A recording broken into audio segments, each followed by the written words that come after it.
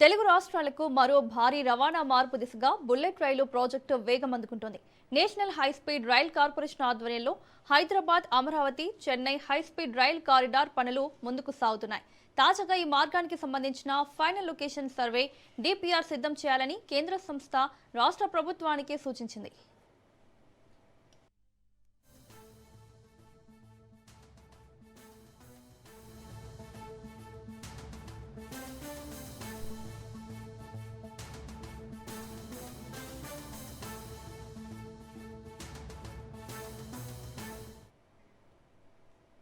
మొత్తం 760 కిలోమీటర్లకు పైగా విస్తరించనున్న ఈ కారిడార్ 3 రాష్ట్రాలను కలుపుతూ 18 స్టేషన్లతో రూపుదిద్దుకోనుంది.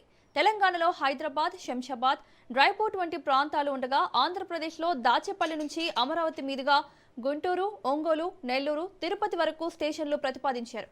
చివరగా తమిళనాడులో తిరువల్లూరు నుంచి చెన్నై సెంట్రల్ వరకు మార్గం కొనసాగనుంది.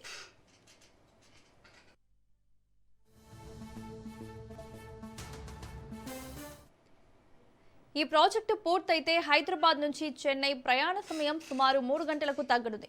అలాగే హైదరాబాద్, అమరావతి మధ్య కేవలం 70 నిమిషాలు, అమరావతి, చెన్నై మధ్య సుమారు 1:52 నిమిషాల్లో ప్రయాణం సాధ్యం కానుంది. ప్రస్తుతం గంటల తరబడి పడుతున్న ప్రయాణ సమయం గణనీయంగా తగ్గిపోనుంది. ఈ బుల్లెట్ రైలు ప్రాజెక్టు తెలుగు రాష్ట్రాల మధ్య మాత్రమే కాకుండా దక్షిణ భారత రవాణా వ్యవస్థలోనే పెద్ద మార్పుగా భావిస్తున్నారు.